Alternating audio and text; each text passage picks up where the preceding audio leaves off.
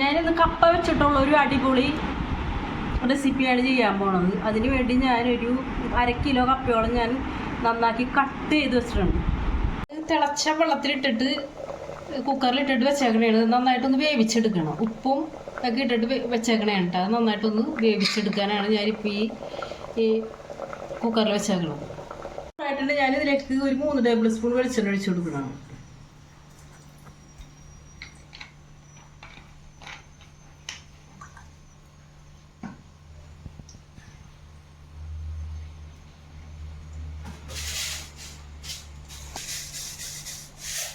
കുറച്ച് കടുക്,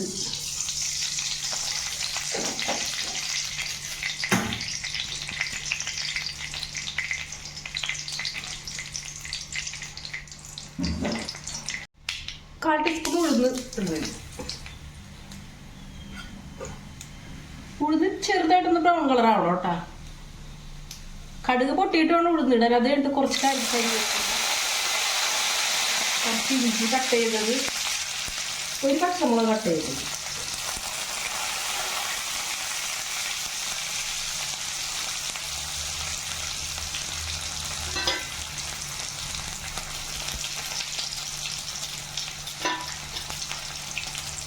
വലിയ വലിപ്പമുള്ള സൈസ് സവാള കട്ട് ചെയ്തതും കൂടെ കൂട്ടിയിട്ട് ഞാൻ നന്നായിട്ട് വഴറ്റാൻ പോവുകയാണ്.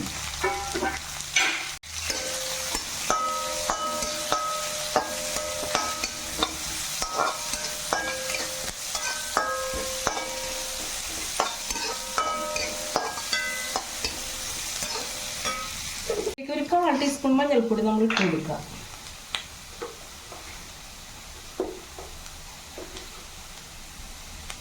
ഒരു 1/4 ടീസ്പൂൺ മഞ്ഞൾപ്പൊടി ഇട്ടിട്ട് നന്നായിട്ടൊന്ന് ഇളക്കി.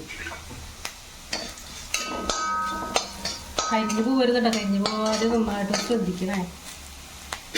കപ്പ ഇതിലേക്ക് ഒഴിച്ചു.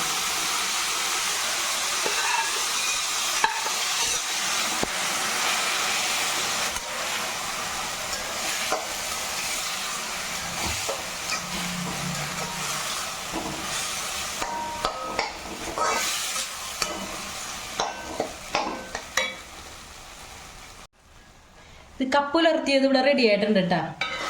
നല്ല ടേസ്റ്റാണ്. ഇപ്പോൾ നമ്മുടെ വർഷക്കാലമൊക്കെയാണ്, വളരെ വില കുറവൊക്കെയാണ് കപ്പയ്ക്ക്. അപ്പോൾ ഒന്ന് നിങ്ങൾക്ക് അതൊക്കെ വാങ്ങി ഒന്ന് ട്രൈ ചെയ്ത് നോക്കാം. ഉലർത്തി റെഡി ആയിട്ടുണ്ട്. ഞാൻ പ്ലേറ്റിലേക്ക് സെർവ് ചെയ്യണേണ്.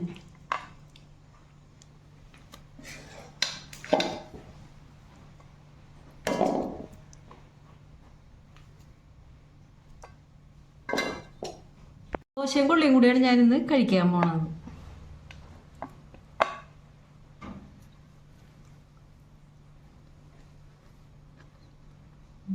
നല്ല ടേസ്റ്റ് ഉണ്ട് കേട്ടോ.